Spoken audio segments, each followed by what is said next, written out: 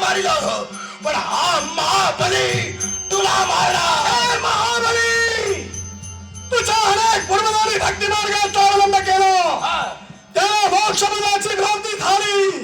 कित्येकांची नावं सुवर्ण हस्ताक्षर रेखाटन केली गेली, पण त्या भक्ती मार्गाचा अवलंब तू का करू इच्छित नाहीस? कारण ज्या देवतांना मी माझा वैरी मानतो त्यांची भक्ती मी करणार नाही. वैरत्व तुम्ही निर्माण केलं, अति सर्वत्र बोलत आहे.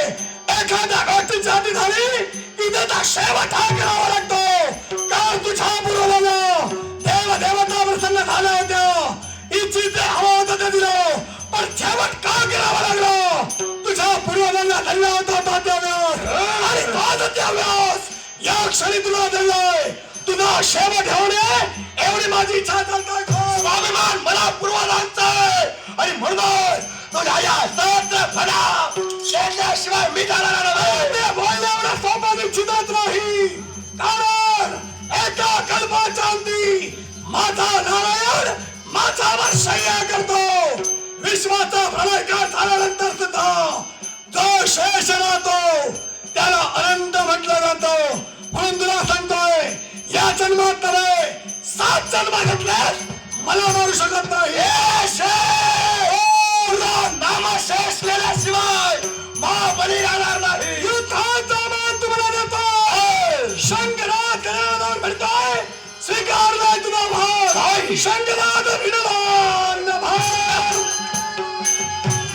शंकरात भिडलान भाग. अजूनही विचार कर. विचार पूर्ण मी केलाय. आणि मनोदय बदल शंकरात भिडलान भाग. शंकरात भिडलान भाग. शेषनाग लढाई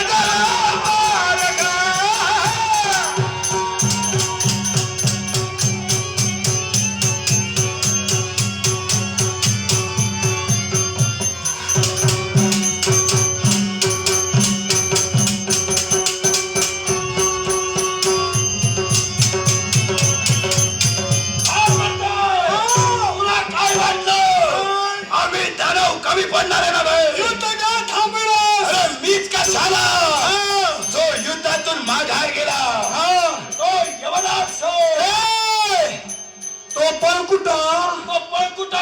त्याच्या पराक्रमाचं वर्णन तू करू नकोस. हा. अरे तो पळकुट आहे. तो पळकुटा काय करू शकतो? काय करू शकतो? काय तुला? दाखव. कोण रे यवनाथ?